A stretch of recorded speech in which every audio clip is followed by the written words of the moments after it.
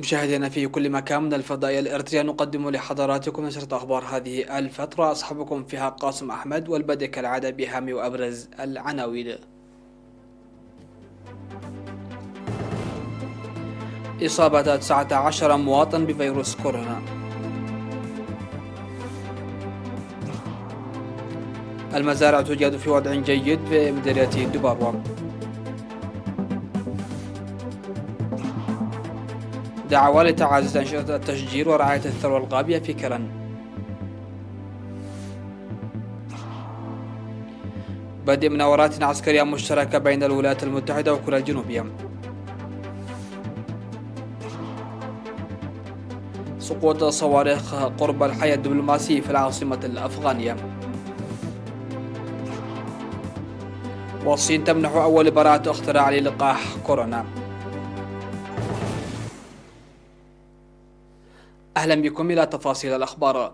أعلنت وزارة الصحة أن الفحوصات المخبرية التي أجريت اليوم 18 من أغسطس في مراكز العزل في أديبرا وعلي قدر وأم حجر بإقليم القاشبركة وكذلك سرحة بإقليم الجنوبي قد أظهرت إصابة 19 مواطن بفيروس كورونا المستجد. وكان 16 من المرضى في مركز أديبرا للعزل، وواحد في مركز العزل بعلي قدر، وواحد في مركز العزل بأم حجرة، وواحد في مركز العزل بسرحة بالإقليم الجنوبي. وقدم 18 منهم من السودان وواحد من إثيوبيا في الأسابيع الماضية. وقد بلغ عدد المواطنون القاعدون بطريقة غير نظامية إلى إريتريا 13306 مواطن إلى الآن من السودان وإثيوبيا واليمن وجيبوتي برا وبحرا، رغم منع الحركة بين الدول على مستوى المنطقة. في غضون ذلك شفي 13 مواطنا من فيروس كورونا كانوا يتلقون الرعاية الصحية في مستشفيات إقليم الكاشبركة وتوجهوا إلى منازلهم. وبهذا بلغ عدد المصابين بفيروس كورونا في إريتريا حتى اليوم 304، شفي منهم 261، ولا يزال 43 مريضا يتلقون العلاج في المستشفيات. وزارة الصحة 18 من أغسطس 2020. أفاد مكتب وزارة الزراعة في مديرية دبار والإقليم الجنوبي بأن مزارع المديرية تنمو جيدا نتيجة استمرار هطول الأمطار الغزيرة. وأوضح مسؤول المكتب السيد ياريد حبتقرقيش الوضع الجيد لمزارع الذرة والبقوليات المزروعة في مساحة أكثر من 23 ألف هكتار. وقال إن وزارة الزراعة قدمت بأسعار مناسبة 230 كنتال من بذور القمح المحسن و90 كنتال من بذور البطاطا و949 كنتال من السماد للمزارعين.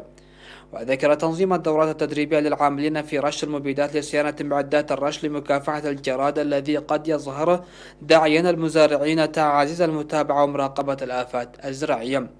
وقد حطرت أمطار بلغت 300 ملم تقريبا حتى الآن في مديرية دبارو.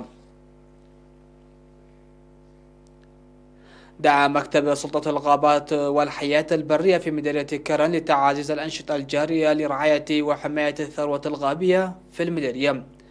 وأوضح مسؤول المكتب السيد محمد الجمع جعفر أن إعادة الغطاء النباتي له فوائد كثيرة بالحفاظ على الثروات الطبيعية، لذلك أن الأنشطة الجارية ابتداء من عام 2019 بالتنسيق مع قوات الدفاع المرابطة في المديرية ظلت تحقق نتائج عالية. وذكر بأنهم يتخذون قرارات عقابية لازمة ضد مطلعي الأشجار، مشيرا إلى أهمية التعقل والمساهمة الواعية للسكان لإنجاح الجهود الجارية للحد من الأشخاص غير المسؤولين الذين ينشطون في قطع الأشجار. يذكر بأن الجهود المنسقة الجارية بين سلطة الغابات والحياة البرية في إقليم عنسبة ووحدات قوات الدفاع والإدارات والأعيان لاتخاذ قرارات سريعة للحد من اقتلاع الأشجار أدت إلى انخفاض الظاهرة. عقدت جمعية المزارعين مديرية غردات مؤتمرها الثالث يوم 16 من أغسطس الجاري. وقال رئيس الجمعية الشيخ داود حاج محمد أن التنظيم والتأطير ضروري لتطوير العمل الزراعي الذي يحتاج إلى كثير من الجهد والخبرة والمال، داعيا المزارعين الذين لن ينضووا في الجمعية إلى التأطر. وأوضح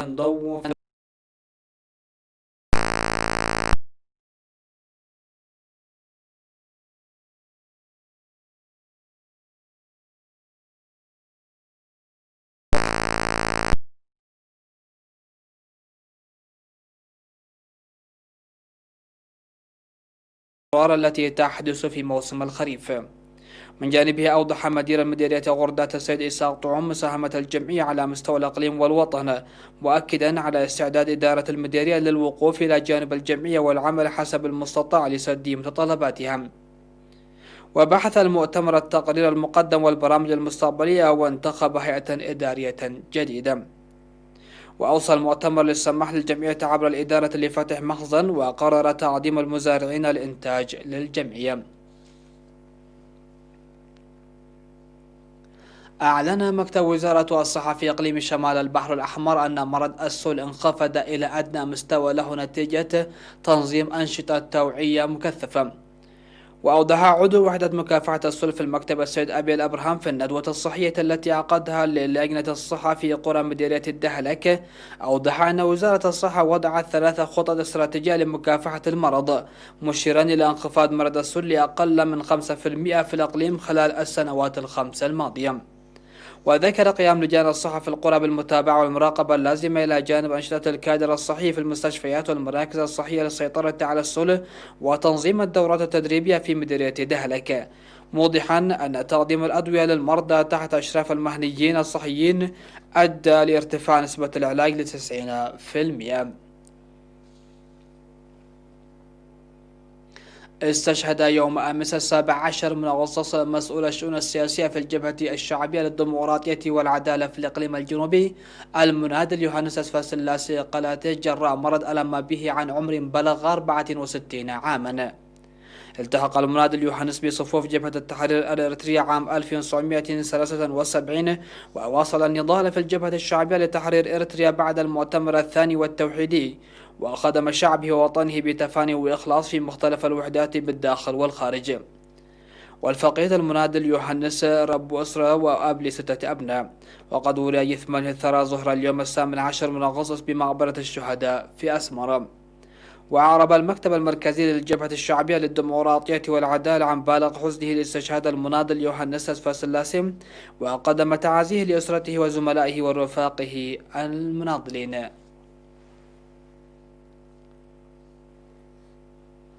مشاهدينا، فاصل قصير ومن ثم نعود لمتابعة الأنباء على الصعيد العالمي، فتفضلوا بالبقاء معنا.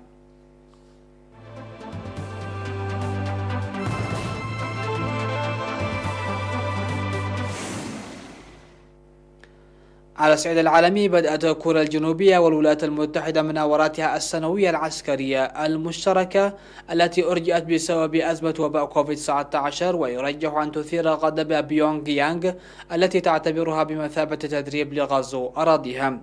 وتأتي هذه المناورات في سياق توتر متواصل بين البلدين المجاورين بعد تدمير كوريا الشمالية في يونيو مكتب الاتصال مع الجنوب، وفي حين تهدد بيونغ يانغ سيول بعمل عسكري. وتثير المناورات الأمريكية الكوريا الجنوبية دائما غضب كوريا الشمالية التي تملك السلاح النووي، ويفترض التي تملك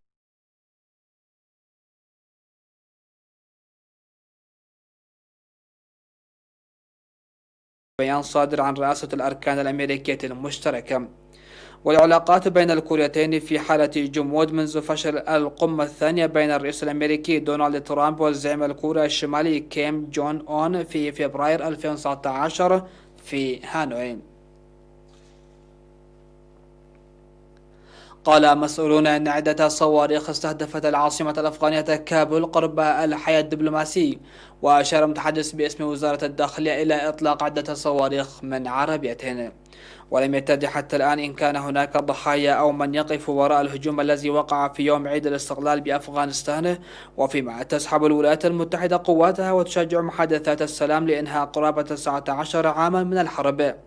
وقالت مصادر لرويترز إن حالة إغلاق فرضت سريعا في الحي الدبلوماسي بعد الانفجارات، حيث احتمل عاملون في السفارات بغرف آمنة.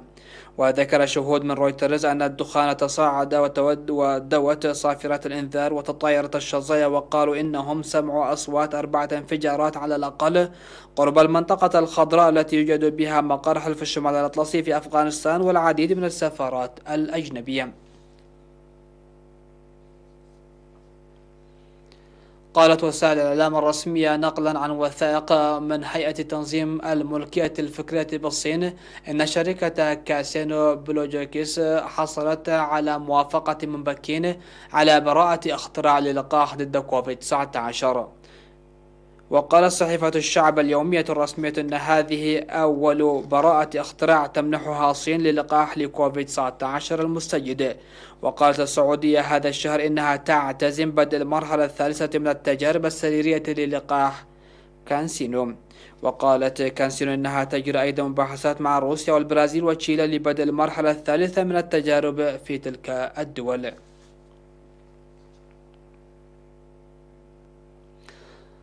الخبر الأخير في هذه النشرة: ضرب زلزال قوته 6.7 درجات وسط الفلبين على عمق الضحل بدون أن يتسبب بإطلاق تحذير من حدوث تسونامي وفق هيئة المسح الجيولوجية الأمريكية، وهو ما دفع السكان إلى الفرار من منازلهم دون أن يرد تقارير فورية عن وقوع إصابات.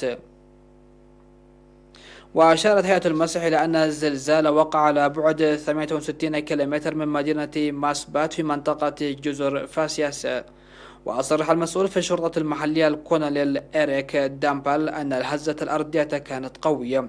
وقالت وكالة الزلازل الفلبينية إنه لا يوجد خطر حدوث أمواج مدعاتية تسونامي من الزلزال، لكنها حذرت من مخاطر الهزات الارتدادية. وغالبا ما تشهد الفلبين نشاطا بركانيا وزلزاليا نظرا لوقوعها على حزام النار في المحيط الهادي، حيث تتقاطع الصفائح التكتونية.